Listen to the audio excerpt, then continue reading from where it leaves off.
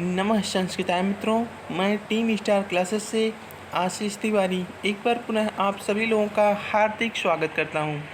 साथियों, आज हम आपके सामने समास का एक अहम प्रकरण आपके समक्ष ला रहे हैं।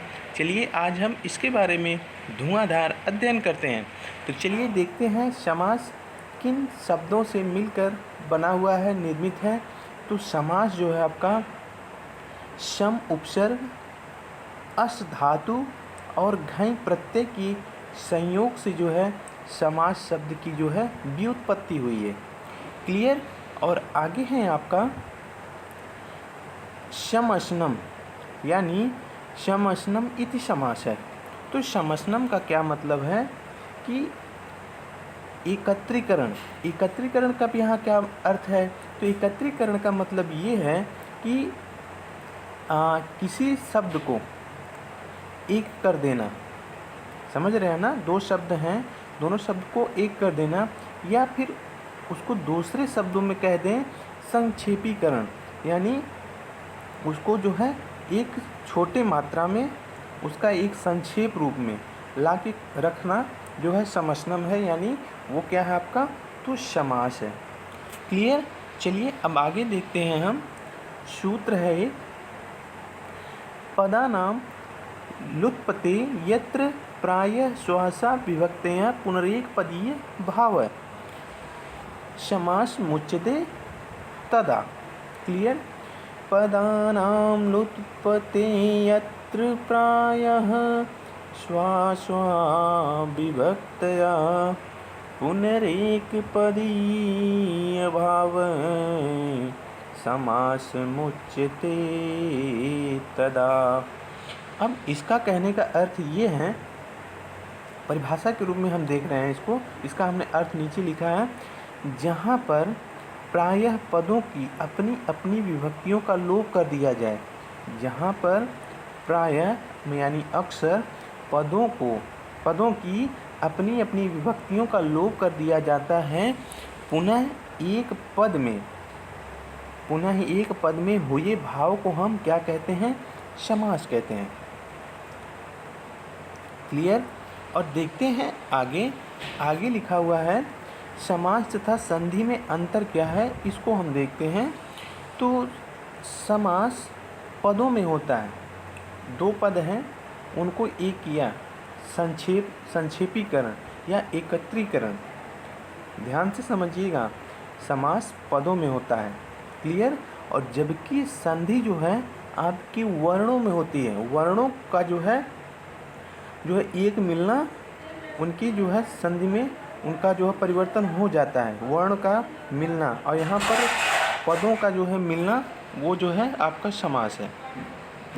क्लियर। और आगे है आपके सामने सामासिक पदों के अलगाव को हम विग्रह कहते हैं, जबकि वर्णों के विच्छेद को हम क्या कहते हैं? तो अलगाव कहते हैं। समझ गए ना? चलिए अब आगे देखते हैं। समास एक पद विधि है। समास आपका एक पद विधि है, जबकि संधि आपका क्या है? तो वर्ण विधि है।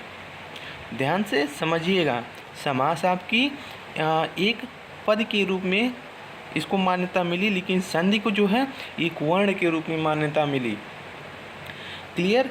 और देखते हैं आगे है आपका समास कितने प्रकार का होता है। तो वही लिखा है समासः पंचधा, यानी समास 5 प्रकार का होता है। समास आपका 5 प्रकार का होता है, किंतु अब यहाँ पर ये लाइन देखिए, किंतु बेसिक शिक्षा के अनुसार समासों की संख्या 6 मानी गई है। ध्यान दीजिएगा, जो कि आपकी जितने भी वैयाकरण थे, व्याकरण शास्त्री थे, उन्होंने 5 प्रकार का जो है समास बताया, लेकिन बेसिक शिक्षा जो आपका विभाग है, बेसिक शिक्षा, इसे आपका PNP है, वो जो है आपका क्या कह रहा है कि समासों की संख्या 6 है। तो आपको ऑप्शंस के अनुसार आपको ट्रिक करना है। यदि ऑप्शन में 5 दिया है तो 5 सही है, 6 दिया है तो 6 सही है, लेकिन जब ये दोनों अलग अलग हों तो 5 दिया है तो 6 नहीं आएगा, 6 दिया है तो 5 नहीं आएगा। और उस तरह से यदि दोनों एक साथ दिया है तो आप कोशिश करिएगा 6 को ट्रिक करिएगा, 5 को तब मत करिएगा। क्लियर? चलिए अब आगे देखते हैं। समास का एक ट्रिक है बेहतरीन, आपके सामने हम रख रहे हैं के अतेद्व के अत द्व, ठीक ना। अब देखते हैं इसको कैसे हम खंड करते हैं। के का मतलब केवल समास नंबर 1, अ का मतलब है अव्ययी भाव समास, ता का मतलब तत्पुरुष समास, और ये जो है द्वंद्व का जो है, ये दा का जो है द्वंद्व हो गया, और वाह का जो है बहुव्रीहि समास हो गया। क्लियर? के अत द्व। अब आगे चलते हैं हम केवल समास पर। तो केवल समास क्या कहता है? इसका सूत्र है शुप्शुपा, इसका सूत्र है शुप्शुपा। अब देखिए आपके बहुत ही आसान भाषा में आपसे हम कहें तो ऐसे ही आपके प्रश्न में पूछ लेगा कि केवल समास का सूत्र क्या है, तो आपको एक अच्छा सा नंबर, आपको 1 नंबर ज़रूर मिल जाएगा। तो यहाँ पर आपका ऑप्शन में ये आपको दिया जाएगा, तो आप आराम से ट्रिक करके 1 नंबर प्राप्त कर सकते हैं। तो केवल समास का सूत्र क्या है? तो शुप्शुपा है। चलिए अब आगे देखते हैं परिभाषा क्या कहता है कि जो अव्ययी भाव तत्पुरुष, जो अव्ययी भाव समास तत्पुरुष समास आदि के अंतर्गत न आता हो तथा विशेषताओं से रहित हो, उनमें कोई भी विशेषता ना हो, उसे हम क्या कहते हैं? तो केवल समास कहते हैं। समझ गए ना। अब एक और फैक्ट है, जहाँ पर शुभ प्रत्यय पर योग हो उसे भी हम केवल समास कहते हैं। शुभ प्रत्यय यदि केवल समास के अंतर्गत आता है, शुभ प्रत्यय लगा हुआ समास, तो वो आपका केवल समास के अंतर्गत माना जाता है। अब इसमें देखते हैं हम, जैसे भूतपूर्वम, तो इसका जो है ये देखिए आपका जो है ना तो आपका अव्ययी में है ना तो तत्पुरुष में है। इसका सीधा सीधा अर्थ आप ये जान लीजिए कि पूर्व मतलब पहले, भूत का मतलब आपका जो है जो बीत गया हो, तो वहाँ पर आपको भूतपूर्वम जो कि ए आपको दिया जाएगा, उसमें आपका सही होगा तो केवल समास सही हो जाएगा। क्लियर? और एक और उदाहरण है वागार्थो विव, तो वागार्थो धन इव हो जाएगा। क्लियर? चलिए अब आगे देखते हैं हम अव्ययी भाव समास। अव्ययी भाव समास में हम देखते हैं कि व्यय का मतलब होता है खर्च और अव्यय का मतलब होता है ना खर्च, यानी खर्च ना किया हुआ। अब इसको हम अलग से और विस्तृत में बताते हैं। इसमें क्या है कि पूर्व पद प्रधान माना जाता है, पूर्व पद प्रधान माना जाता है, उपसर्ग से युक्त होता है, ये भी बात आप नोट करिए, उपसर्ग से युक्त होता है। और तीसरा है आपका नपुंसक लिंग एक वचन में इसको हम मानते हैं।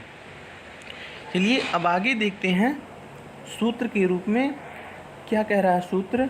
प्रायेण पूर्व पद प्रधानो अव्ययी भाव, प्रायेण पूर्व पद प्रधानो अव्ययी भाव। अब चलते हैं इसको डिफाइन करते हैं हम। इसका परिभाषा है जिसमें प्रायः पूर्व पद प्रधान हो उसे हम अव्ययी भाव समास कहते हैं।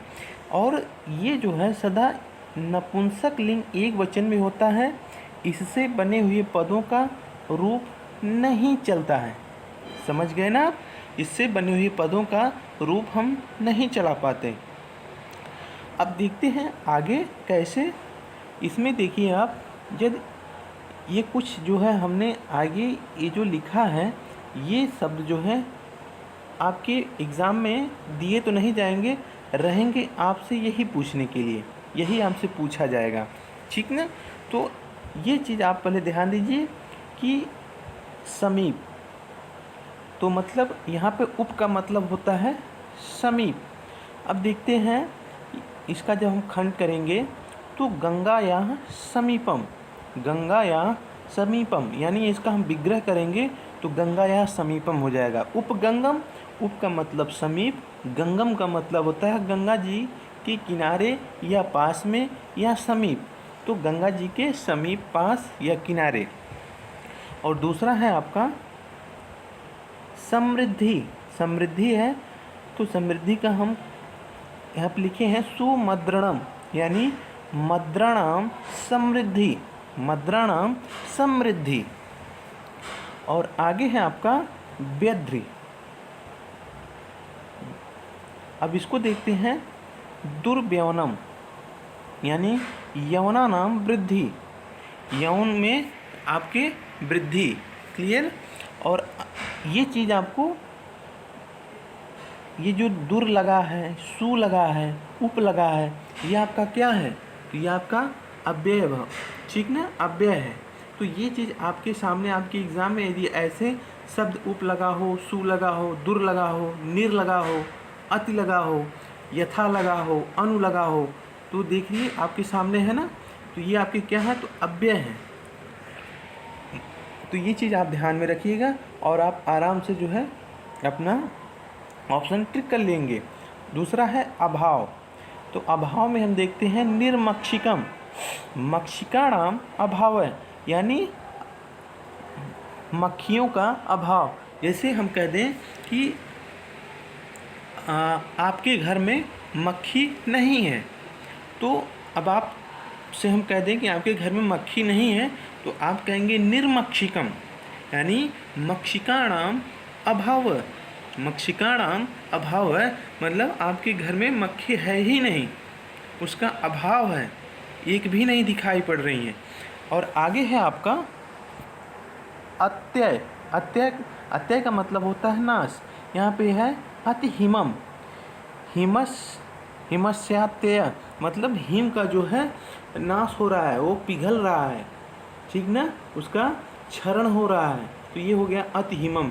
अति देखिए यहाँ पर लगा हुआ है, तो आप सीधे कर दीजिएगा ट्रिक, अव्ययी भाव समास। क्लियर। और आगे है आपका असंप्रति, मतलब अनुचित, तो अति निद्रम, यानी अति निद्रम, तो निद्रा संप्रति न युज्यते, निद्रम, अति निद्रम का निद्रा संप्रति न युज्यते। क्लियर। और आगे है आपका यथा। यथा से कोई शब्द बने तो सीधा आप आंख मूंद के मारिएगा, जो है अव्ययी भाव समास। यथा, तो यथा शक्ति होगा, इसका शब्द हम बना रहे हैं, तो यथा शक्ति, शक्त्यानुसारेण या शक्तिम अनतिक्रम्य च, यानी शक्ति के अनुसार आप जो कर्म अपना कर रहे हैं वो अपनी शक्ति के अनुसार कर रहे हैं। क्लियर। और आगे है आपका अनुपूर्व, मतलब क्रम के अनुसार, तो अनुज्येष्ठम। अब यहाँ पर हमने क्या कहा कि अनुज्येष्ठम, अनुपूर्व, मतलब क्रमानुसार यदि कोई चीज़ रख रहे हैं आपके सामने, तो आप क्या कहेंगे कि ये आपका बड़ा है या आपका छोटा है, तो आप आगे से, मतलब पहले स्थान पे, यानी आप सबसे बड़े हैं, आपका एक छोटा भाई है और उससे भी एक छोटा है, तो 3 नंबर। तो यहाँ पे आपका क्या कर रहा है, अनुज्येष्ठम, ज्येष्ठम श्यानुपूर्वेण, यानी सबसे बड़ा। ज्येष्ठ आपका क्या होता है, सबसे बड़ा, फिर उसके बाद मझला, उसके बाद फिर उसका छोटा, तो ये होता है अनुज। समझ गए ना। और ये आपका ज्येष्ठ है, तो अनुज्येष्ठम। क्लियर। तो अनु आपका जो है ये क्या है, तो ये आपका अव्यय है। क्लियर। और अपवाद के स्वरूप हम देख लें। अपवाद में अव्ययी भाव में क्या है, यहाँ पर गलती लोग अक्सर कर देते हैं। यहाँ पर लिखा हुआ है नदीभिश्च, नदीभिश्च, तो इसका क्या कथन है, प्रसिद्ध नदीवाची पद के पहले यदि संख्यावाची पद आता है, प्रसिद्ध नदीवाची पद के पहले यदि संख्यावाची शब्द आता है, और हाँ, संख्यावाची शब्द जो कि नदी के साथ जो कि जुड़ा हुआ हो, ये बात ध्यान में रखिएगा।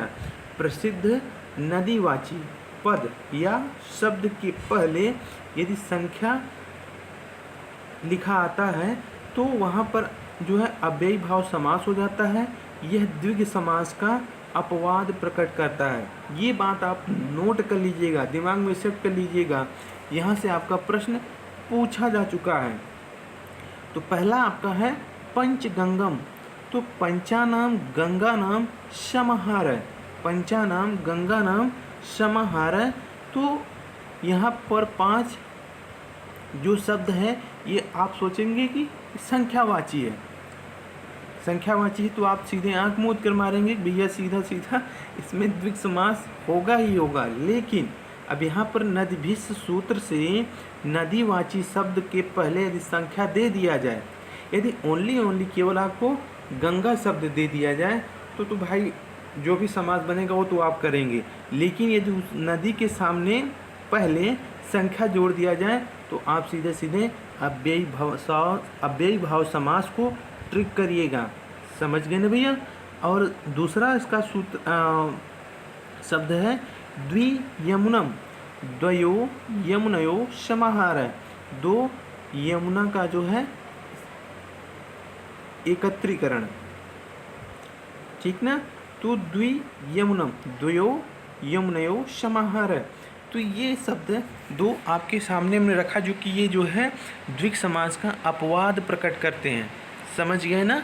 तो आगे से ये चीज़ ध्यान में रखिएगा, गलती मत करिएगा, नहीं तो आपका प्रश्न गलत हो जाएगा और आपका नंबर कट हो जाएगा। तो इस बात का ध्यान दीजिएगा। अपवाद स्वरूप में नदभिष्य है और बाकी हमने जो आपको उदाहरण हमने अव्ययी भाव समास का बताया, अनुज्येष्ठम, यथाशक्ति और उपगंगम। तो ये सब चीज़ें जो है आप अपने बुक के माध्यम से और भी जो है डाटा कलेक्ट करके आप पढ़ लीजिएगा, ठीक ना। बाकी जो हमने यहाँ पर आपको हमने यहाँ पे मैटर दिया, निर, दुर, सु, उप, अति, यथा, अनु, तो ये सब आपके क्या हैं, तो अव्यय हैं। तो अव्यय से आप समझ लेना कि भाई यहाँ पर आपका क्या है, तो अव्ययी भाव समास है। तो साथियों आज का वीडियो आपको कैसा लगा, अपना विचार हमें ज़रूर दीजिएगा। फिर मिलते हैं अगले भाग में। अपना ख्याल रखिए। Take care. जय हिंद, जय भारत।